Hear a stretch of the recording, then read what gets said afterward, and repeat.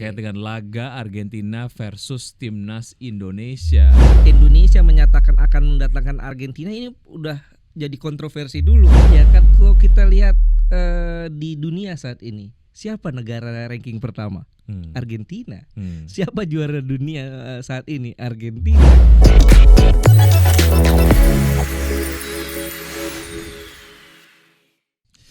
Halo Sobat Investor, apa kabar semua? Saya Vicky Adrian, kembali ketemu sama kamu di Fincast, your home of finance and investment. Kalau beberapa waktu yang lalu kita sempat ngobrolin soal bisnis, ekonomi, dan lain sebagainya. Fincast kali ini ya masih ngomongin soal ada kaitannya sama ekonomi sih, tapi sedikit berbeda ya. Angle-nya sekarang agak sedikit bergeser ke persepak bolaan Indonesia gitu, karena ada banyak sekali potensi ekonomi di balik persepak bolaan Indonesia. Tentunya ini berkaitan dengan pertandingan timnas Indonesia melawan Argentina dalam laga FIFA Matchday di Stadion Utama Gelora Bung Karno, dan pertandingan ini jelas bukan pertandingan biasa. Indonesia yang berhasil memboyong Piala Emas SEA Games melawan Argentina yang merupakan juara dunia. Ini tentu saja match yang banyak sekali mengundang banyak sekali perhatian ya.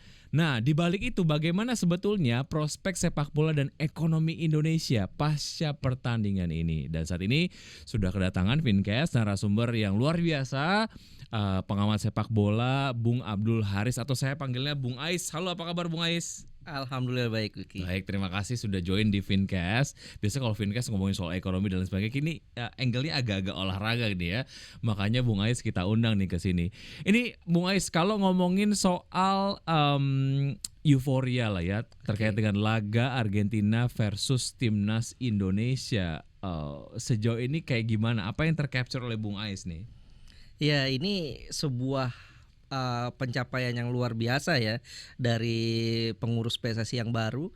Paling tidak dari sini, ini pertama kita lihat dulu, Argentina ini bukan tim sembarangan. Mereka baru saja meraih trofi Piala Dunia di Qatar 2022 lalu.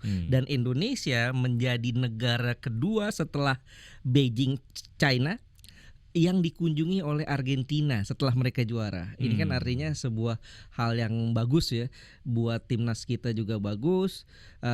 Dan datangnya Argentina ini juga kan sebagaikan secercah embun ya, yang menyegarkan setelah carut-marut sepak bola Indonesia. Ada kasus Kanjuruhan, kemudian kita batal jadi tuan rumah Piala Dunia U20 ya sorry. Dan dengan datangnya Argentina ini juga bisa membuka mata dunia bahwa ada Indonesia loh yang bisa mendatangkan Argentina dan bisa jadi pintu masuk negara-negara top lainnya untuk bisa main di Indonesia.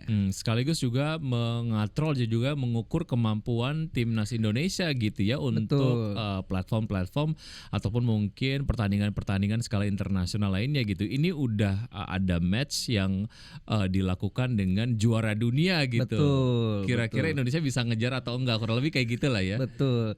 Ya, ini kan untuk sebuah tim ya, jika sering menghadapi tim yang levelnya lebih tinggi, ini kan grade-nya nanti akan naik, mentality-nya akan naik, kemudian juga kemampuannya, PD-nya, percaya dirinya akan naik. Dan mudah-mudahan ini bukan yang pertama dan terakhir gitu. Yang pertama mungkin dulu udah ada Uruguay datang, kemudian Belanda juga pernah datang ya. Dan mudah-mudahan setelah Argentina, sesuai harapan Pak Ketum PSSI Erick Thohir, datang lagi juga negara-negara lain seperti Brazil, Maroko, Prancis, Italia mungkin ya, untuk bisa main juga di Indonesia. Betul, dan juga mengasah kemampuan timnas Indonesia sendiri gitu. Betul. Ya. Kalau udah bertanding dengan berbagai macam tim yang sudah juara dunia ataupun mungkin yang skalanya sudah global gitu, kita bisa curi skill ya, kira-kira gimana mereka dalam bertanding, sportivitasnya gimana, plus juga ini juga kita bisa mengasah fasilitas persepak bolaan yang ada di Indonesia. Gimana sih bisa menghadirkan sebuah fasilitas yang dapat mengakomodir tim sepak bola yang skalanya internasional, pasti secara spek juga itu mereka punya itu ya, dan Indonesia harus ngejar gitu. Iya, memang sebelum Argentina menyatakan oke kita main di Indonesia, mereka ada perwakilan AFA ya. AFA itu Federasi Sepak Bola Argentina datang ke Indonesia mengecek bagaimana kesiapan venue-nya Gelora Bung Karno kan. Mereka cek bagaimana infrastrukturnya, bagaimana fasilitasnya dan rumputnya juga, dan mereka lihat oh ini oke. Inilah yang membuat mereka akhirnya yakin dan bersedia untuk datang, termasuk dengan tim inti ya. Ini luar biasa. Dan gak menutup kemungkinan Indonesia akan kembali dihelat untuk bisa menjadi tuan rumah sebuah pertandingan sepak bola skala internasional. Betul. Ini cerdas sekali, sebuah strategi yang luar biasa ya. Betul. Menghadirkan, tepuk tangan dulu dong. Menghadirkan Indonesia, stakeholders persepak bolaan Indonesia, dari pemainnya kemudian juga dari fasilitasnya ke mata dunia, bahwa Indonesia sudah punya fasilitas yang sangat-sangat baik gitu ya. Betul. Oke, ini perlu diapresiasi dong kepada PSSI sebagai federasi. Iya, ini kita kan lihat PSSI yang baru ini baru beberapa bulan saja ya dilantik ya, dan sudah bisa mendatangkan tim sekelas Argentina yang notabene adalah juara dunia saat ini dengan bintang-bintangnya yang luar biasa yang bertebaran di seluruh penjuru dunia ya, di liga-liga top Eropa. Ini artinya memang sebuah pencapaian bagus dan sebuah langkah awal yang positif ya. Artinya match Indonesia dan Argentina ini akan memiliki dampak katrol yang luar biasa ya. Betul, ya? Betul sekali. Oke, di berbanyak pihak di berbagai macam sisi lah gitu ya. Betul. Ya, dan bukan hanya dari segi sportingnya saja, dari segi finansialnya juga ini luar biasa. Orang saat Indonesia menyatakan akan mendatangkan Argentina ini udah jadi kontroversi dulu. Karena untuk mendatangkan tim sekelas Argentina, kabarnya ya ini dana yang dikeluarkan untuk match fee-nya saja bisa mencapai 75 sampai 100 miliar rupiah. Itu cukup besar. Orang pikir loh, buat apa ini dana sebegitu besar dikeluarkan hanya untuk melawan Argentina? Kenapa tidak alokasikan untuk pembangunan infrastruktur, untuk membenahi stadion, kebaikan lapangan dan juga pembinaan? Tapi kalau kita lihat ini dari sisi bisnisnya, ini it's a business gitu loh. Ini bisnis yang luar biasa. Oke lah, dana yang dikeluarkan anggap saja besar ya, mencapai 100 miliar rupiah. Tapi dari tiketing saja kita lihat. Tiket termurah 600.000 untuk kategori 4 ya, kategori 3. Kemudian tiket paling mahal 4.250.000. Dari situ saja kan ini kalau kita hitung secara angkanya udah bisa mencapai dari hitungan kasar bisa mencapai 60 sampai 70 miliar dari tiket. Belum lagi dari pemasukan sponsorship. Ini ada salah satu bank BUMN yang mensponsori dan nilainya juga wah. Intinya dari modal dan juga returnnya ini nutup dan pasti akan untung dan ada multiplier efeknya, efek jangka panjang untuk persepak bolaan Indonesia gitu ya. Nah betul, belum lagi hak siar, penjualan merchandise, dari pergerakan ekonominya UMKM dan kabarnya kalau di riset ini pergerakan uang di saat Argentina datang ini mencapai 500 miliar rupiah. Nah, soal ini potensi ekonomi dari laga ini mencapai 500 miliar rupiah dari merchandise, hak siar, sponsorship ini sampai UMKM ya. Betul. Dan kira-kira setelah laga ini kira-kira negara mana lagi yang cukup potensial untuk bisa didatangin ke Indonesia, dan secara lobbying lah ya, ini kayaknya udah cukup intens nih dilakukan oleh Erick Thohir ataupun mungkin PSSI. Iya, kalau kita lihat kan selama ini Pak Eto ini mengucapkan beberapa nama negara yang dibidik ya.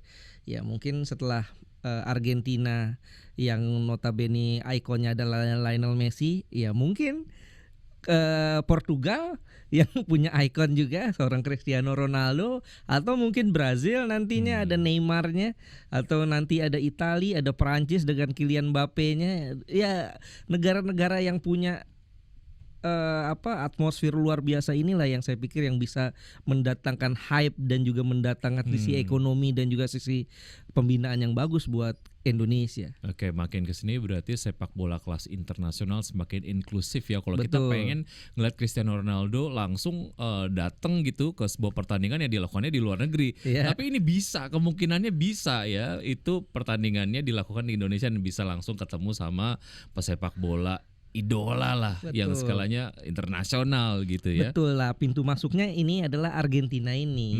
Bahwa setelah Argentina ini dunia akan melihat, wah Indonesia ini ternyata berhasil Oke. menjamu juara dunia.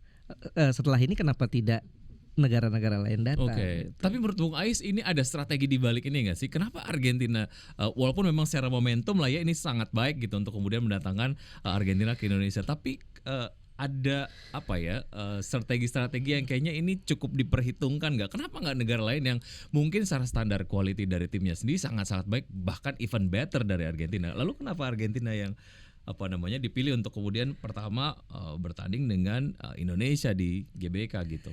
Ya kalau kita lihat di dunia saat ini, siapa negara ranking pertama? Argentina. Siapa juara dunia saat ini? Argentina. Siapa tim mana yang punya ikon mega bintang saat ini? Argentina. Hanya dunia saat ini hanya melihat dua nama antara Lionel Messi dan Cristiano Ronaldo. Kalau kita lihat perbandingan antara Argentina dan Portugal, tentu orang akan pilih Argentina karena mereka ini masih hangat menjadi juara dunia. Baik. Jadi artinya dengan mendatangkan tim nomor 1 di dunia ini menjadi magnet yang luar biasa. Dan jadi benchmarking untuk Betul, berikutnya, begitu ya. Oke, betul. kalau sekelas dan nomor 1 dunia aja udah bisa datang ke Indonesia, gimana dengan tim negara lain? Oke, ini kalau ngomongin soal persepak bolaan Indonesia ataupun Liga Indonesia lah. Kalau kita berkaca ke Liga Inggris, Jerman, Italia gitu, manajemen apa yang harus diterapkan di Indonesia supaya secara quality kita Liga Indonesia bisa naik kelas, Bung Ais? Iya, kita ini sebetulnya Liga Indonesia bersatu jadi dulu ada 2 liga kan ya. Ada perserikatan ini klub-klub di daerah-daerah seperti Persib, Persija, PSMS. Kemudian disatukan dengan klub-klub semi profesional saat itu, Arema, Kramayuda 3 Berlian saat itu disatukan, kemudian menjadilah Liga Indonesia tahun 94 saat itu di era kepemimpinan Azwar Anas. Dari 94 sampai sekarang kita seringkali berubah-ubah dari sistem 2 wilayah, kemudian sistem 3 wilayah, namanya juga berubah-ubah dari Liga Indonesia, kemudian Indonesia Super League, pernah juga Indonesia Premier League, kemudian Liga 1 sekarang. Dari situ Seperti masih mencari bentuk gitu ya? Betul. Itulah oke. yang menurut saya menjadi salah satu hal yang perlu ditegaskan ya, bahwa sebuah liga itu perlu konsistensi. Ini yang belum ada di Liga Indonesia. Apa sih yang membuat ini kemudian bentuknya masih dicari? Apakah memang kebijakan dari kepemimpinan di federasinya berubah begitu, berubah pemimpin, berubah kebijakan dan lain sebagainya? Apa menurut temuan dari Bung Ais? Karena memang untuk memanage sebuah liga di Indonesia ini tidak mudah. Mungkin akan lebih mudah memanage liga di Italia yang negaranya ya negara kecil gitu. Sementara Indonesia ini negara kepulauan. Bayangkan untuk tim Sumatera harus away ke Papua, berapa biayanya, berapa waktu yang harus ditempuh. Ini tentu menjadi PR besar buat stakeholder sepak bola kita. Ini yang mungkin membuat konsistensi itu menjadi belum ada sejak 94 sampai sekarang ya. Apakah perlu diterapkan satu wilayah ataukah 2 wilayah atau seperti apa? Karena kan di musim mendatang nih sistemnya berubah lagi. Kalau kemarin sistemnya kompetisi full 18 tim, kemudian posisi teratasnya juara. Nanti di musim depan posisi teratas tidak langsung juara, tapi 4 besar ini akan diadu lagi dalam sistem playoff. Nah, pemenangnya baru juara. Nah, ini dari perubahan-perubahan konsistensi inilah yang memang harus ditekankan. Seperti apa sih sebetulnya konsep terbaik untuk liga kita? Satu itu. Kemudian konsistensi masalah jadwal. Jadwal kita ini seringkali acak-adul, bisa dibilang seperti itu, karena kalau Liga Inggris liganya belum berhenti, musim depan mulai kapannya saja sudah ketahuan, sudah terproyeksi lah ya. Terproyeksi. Sementara liga kita itu seringkali liganya sudah stop, sudah selesai, tapi mulainya kapan belum tahu. Masih belum tahu. Oke. Kemudian juga pekan kesekian mainnya kapan, tanggal berapa, jam berapa belum jelas. Ini seringkali membuat jangankan kita sebagai penikmat sepak bola, penonton sepak bola, pelatih pun kadang-kadang bingung. Karena mereka penting untuk mengukur strategi waktu lama latihan dan lain sebagainya gitu-gitu ya. Betul, itulah yang harus dibenahi. Kemudian juga infrastruktur kita masih belum baik ya, karena kasus tragedi Kanjuruhan kemarin terjadi juga karena infrastruktur stadion yang tidak memadai.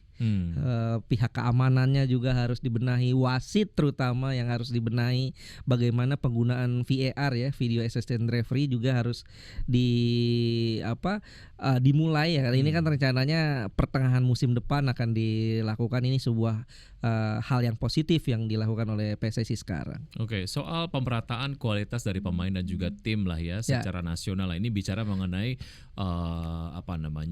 kualitas dari tim di berbagai macam wilayah di Indonesia gitu. Ini tentu saja berdampak ataupun merupakan konsekuensi dari tidak meratanya fasilitas latihan, infrastruktur dan lain sebagainya gitu. Nah, sejauh mana ini juga akhirnya mempengaruhi kualitas dari Liga Indonesia sendiri, Bung Ais? Pasti berpengaruh. Kita bisa lihat tim-tim yang punya basic keuangan kuat seperti Bali United gitu. Mereka punya tim yang relatif stabil dari tahun ke tahun, bahkan 3 musim terakhir Bali United kan sebelum PSM juara musim ini, 3 musim sebelumnya itu Bali United selalu juara. Ini menandakan bahwa memang manajemen berpengaruh besar buat keberlangsungan tim, apalagi infrastrukturnya. Karena dengan begitu kan jika manajemen kuat, kemudian finansial kuat, otomatis mereka punya infrastruktur yang bagus.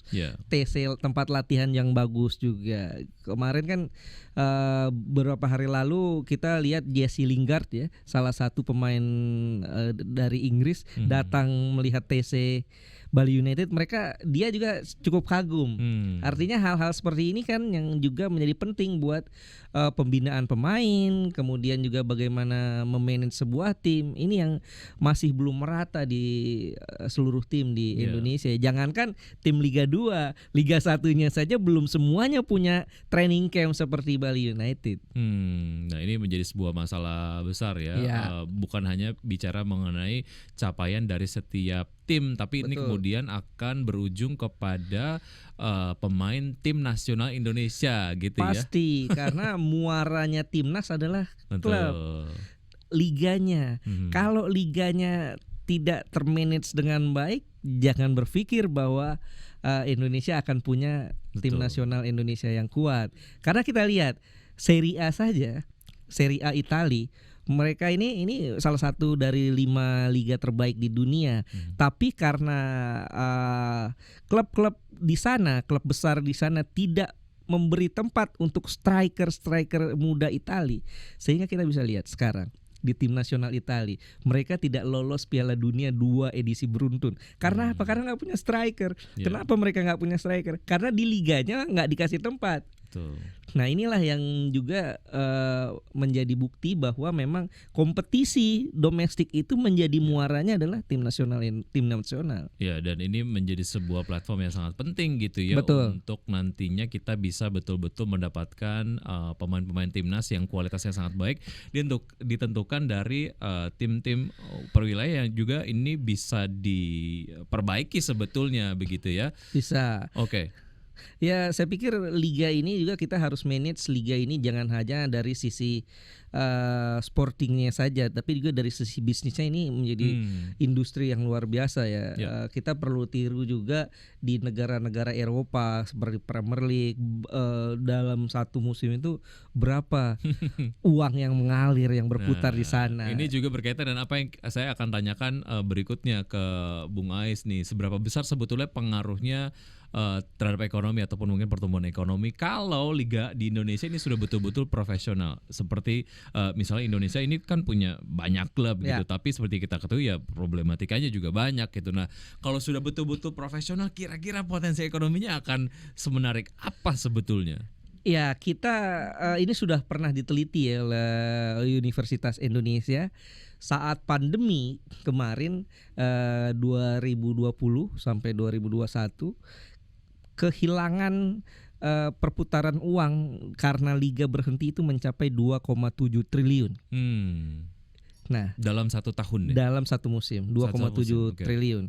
Artinya bukan nilai yang sedikit, banyak sekali. Dan musim 2021-2022 saat liga berputar lagi, diperkirakan perputaran uang yang beredar di sana itu mencapai 3 triliun.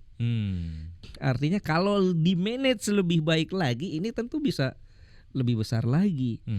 Karena kan dari perputaran uang itu bukan hanya dari segi merchandise, bukan hanya penjualan tiket, bukan hanya dari segi hak siar, banyak UMKM pun terdorong untuk bisa mendapatkan sisi finansial di sana. Jika ada satu core ataupun mungkin pusat lah yang bisa diperbaiki supaya bisa mendapatkan efek perbaikan secara menyeluruh gitu, itu mana yang harus diperbaiki menurut Bung Ais supaya Liga Indonesia kualitasnya bisa membaik dengan cepat gitu?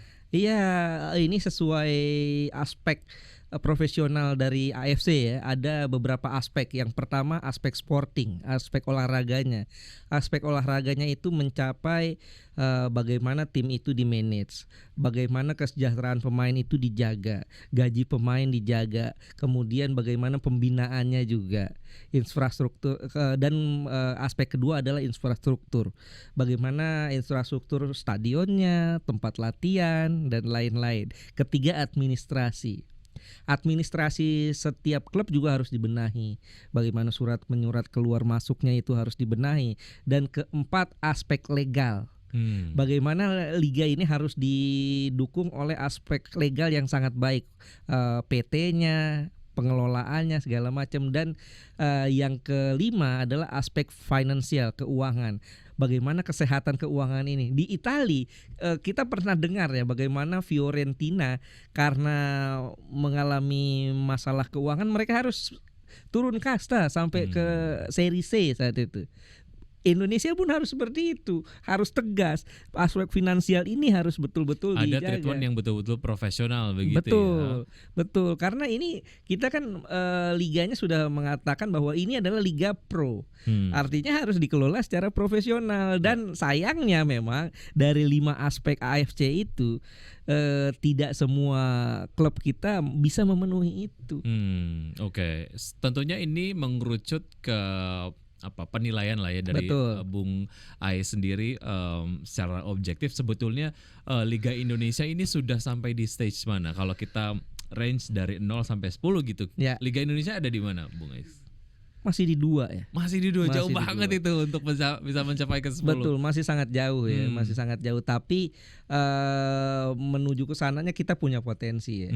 Karena kalau kita lihat kan pengurus PSSI yang baru, ini saya harus fair ya. Kalau kinerjanya bagus kita dukung, kalau memang ada sesuatu hal yang kurang bagus kita kritik. Sejauh ini saya melihat start awalnya sudah cukup bagus, kerjasama dengan JFA, Japan Football Association ya, liga Federasi Sepak Bola Jepang. Ini suatu hal yang bagus. Kemudian juga kerjasama dengan DFB, Federasi Sepak Bola Jerman. Bagaimana pengelolaan liga juga di sana. Mudah-mudahan ya nanti ada orang-orang DFB yang menjadi konsultan untuk bagaimana Liga Indonesia itu di manage. Ya kita bisa belajar juga dari Kamboja. Kamboja itu operator liganya dari Jepang. mereka meng-hire operator liga dari Jepang, kita bisa lihat bagaimana tim Kamboja Visaka bisa mengalahkan Bali United di FC Cup musim lalu. Padahal secara ranking, secara tim nasional Indonesia 2 tingkat, 3 tingkat di atas Kamboja. Dan kita bisa lihat tim nasionalnya juga karena liganya dibenahi. Tim nasionalnya sekarang nih di SEA Games kemarin kita susah payah loh ngalahin Kamboja. Padahal beberapa tahun lalu, 10 tahun lalu mungkin ya, kita bisa menang 10-0 menghadapi Kamboja. Sekarang untuk menang selisih 1 saja susah lawan Kamboja gitu. Ini yang memang harus jadi lecutan ya buat operator sepak bola kita, buat stakeholder sepak bola kita agar benahilah liganya nih. Mudah-mudahan kita sudah punya modalnya nih, bahwa pasar sepak bola di Indonesia luar biasa. Memang ya kalau kita dari segi bisnisnya kita masih sulit untuk mencapai level Eropa ya. Bagaimana merchandise dibeli yang originalnya ya. Daya beli masyarakat Indonesia belum sampai ke sana. Karena mungkin dari segi harga masih terlalu tinggi kan, dan banyak juga yang palsu gitu. Betul, ya. itu dia. Itu juga jadi PR besar juga kalau memang ingin memperbaiki dan juga meningkatkan dampak ekonomi dari persepak bolaan Indonesia gitu. Salah satunya adalah terkait dengan hak cipta itu. Betul. Soal merchandise juga jadi PR yang perlu kita perbaiki gitu. Betul. Secara baik. Nah, ini pengalaman saya pribadi ya, bagaimana saya beberapa bulan lalu liputan Piala Dunia di Qatar. Saat itu saya coba mencari baju yang ada logo Piala Dunianya di pasar. Itu tidak ada satupun yang menjual itu kecuali yang branded, yang originalnya. Dan mereka saya tanyakan kenapa sih nggak ada satupun yang jual KW-nya gitu. Dia para penjual itu bilang kalau kita ketahuan jual yang tidak original, yang bajakannya, kita akan ditangkap dan dendanya besar. Itu tidak ada. Inilah yang memang yang mungkin bisa jadi pelajaran bagus juga buat Indonesia. Hak cipta itu harus betul-betul diperhatikan. Tujuannya jelas untuk meningkatkan dari segi olahraganya itu ya pemasukan klub itu sendiri. Sedikit terkait dengan naturalisasi, banyak yang berkomentar lah ya, naturalisasi kontradiktif dengan kaderisasi pemain-pemain lokal untuk kemudian membuktikan bahwa mereka juga mampu gitu, tapi naturalisasi dinilai sebagai sebuah cara yang paling instan untuk kemudian mengatur pencapaian sebuah tim gitu ya. Nah, terkait dengan Liga Indonesia sendiri, Bung Ais gimana nih? Ada di posisi mana nih? Ya, kalau saya ini di posisi tengah-tengah ya kali ya. Naturalisasi ini tidak haram di sepak bola. Bahkan tim sekelas Spanyol saja menaturalisasi Diego Costa. Spanyol juga pernah, Marco Senna pernah dinaturalisasi. Jerman pun banyak pemain-pemain keturunan ya, bahkan Mesut Ozil keturunan Turki, Ilkay Gundogan, Emre Can ya. Lukas Podolski juga dulu pemain keturunan dari Polandia. Ya tidak haram menurut saya. Sah-sah saja, tapi jangan jadi sasaran utama. Ini harus berjalan seiringan. Dan kalau menurut saya pemain yang punya darah Indonesia, pemain-pemain keturunan Indonesia, mereka juga punya hak untuk main membela tim nasional Indonesia gitu. Sesuai dengan keinginan mereka, tapi tidak diiming-imingi dengan uang. Ya, seiring dengan itu kita juga nggak boleh lupakan pembinaan usia dini ini harus betul-betul digalakkan. Artinya sejalan. Paralel ya. Biar potensi ataupun kualitas dari pemain lokalnya sendiri juga ini akan terus naik. Betul. Sedikit harapan soal PSSI, perannya sebagai federasi persepak bola di Indonesia seperti apa, Bung Ais terakhir? Ya, kita berharap PSSI ini bisa konsisten. Ini langkahnya sudah langkah yang positif, dan kita berharap pengurus PSSI sekarang juga bisa tegas, karena kita tahu sepak bola ini adalah sarangnya mafia ya. Tegas terhadap mafia wasit, tegas terhadap klub-klub yang bandel mungkin, sehingga efeknya kompetisi kita bisa berjalan baik, pembinaan sepak bola kita bisa berjalan baik, industrinya juga bisa menghasilkan uang yang banyak buat PSSI untuk bisa memajukan tim nasional Indonesia, dan efek ujungnya adalah timnas kita bisa berjaya di level internasional. Itu juga, dan juga ada nilai ekonomi di balik itu semuanya, begitu ya, dan akan meningkatkan kesejahteraan dari banyak sekali orang yang menjadi stakeholders dari persepak bolaan di Indonesia. Ya. Bung Ais, terima kasih sudah ngobrol-ngobrol di Mas Fincast, sangat seru dan juga mencerahkan. Mudah-mudahan nanti kita ketemu lagi ya di episode lainnya di Fincast. Tentunya ada kaitannya dengan persepak bolaan di Indonesia. Thank you Bung Ais, sampai jumpa, sehat selalu, dan Sobat Investor sampai ketemu di episode Fincast berikutnya. Dah.